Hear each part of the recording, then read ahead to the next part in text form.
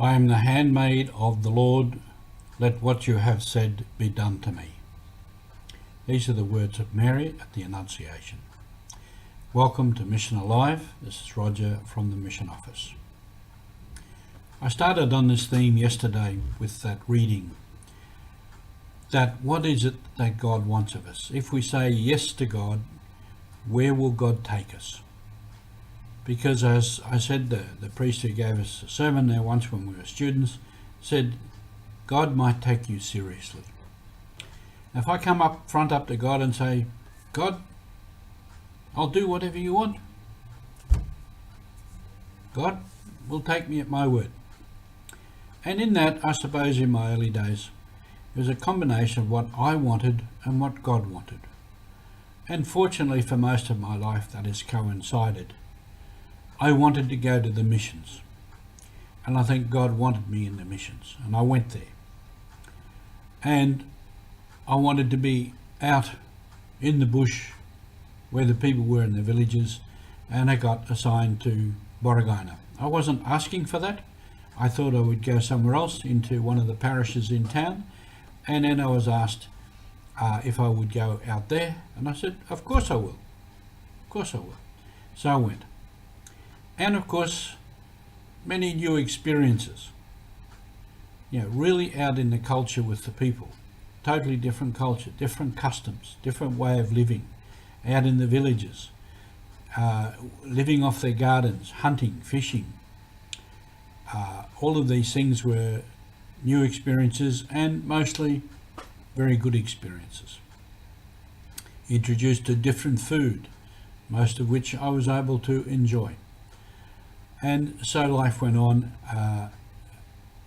pursuing what it was that God wanted and working with the people. And then with them, thinking through things, praying through things, discussing things together, and coming up with some new initiatives. I trained prayer leaders so that we could have prayer on a regular basis out in the villages on Sundays, morning, evening. And we trained these prayer leaders, and they were very faithful. And it changed the feel of the villages, changed the life of the people.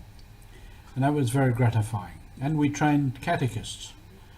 And that was an important part of the catechists, had to know more. They had to have enough knowledge to catechize, to teach people the faith. And that is the role of the catechist, the teacher of the faith. And these things made a difference to it. In getting out to the people, there was always the difficulty of walking many hours over the hills, in the heat, in the rain, thirsty, sometimes getting malaria. All these things were part of the hard work of doing that. And driving the truck on terrible roads, getting bogged, sometimes having to just leave the truck and walk home for miles and miles and miles and go back with a tractor or something and try and pull it out. So many different stories like that. But in all of that, the people were very, very grateful. The people did all they could to help me. In one village where I walked for hours to get right up on top of the hill to where the village was, one man from there, he knew that I liked my coffee, and he wanted to make sure I had coffee. So he walked at least 2 hours to a village to buy some coffee for me. It's just the ordinary powder coffee, which I call dust coffee because it tastes like dust. But I always made sure I took coffee with me, and I took extra so as I could share it with people. These were all part of where God led me when I said yes. Let what you have asked be done to me. And for all the difficulties of a lot of that work, there was always many better sides to it, mainly with the people, and the way they helped me and treated me and were concerned about me. Particularly in the early days there, they were concerned there's this young Australian guy, this young white fella in this, our culture, how is he going to cope, how can we help him live? And this was the mission. And this is Mission Alive. More stories to come. Thank you.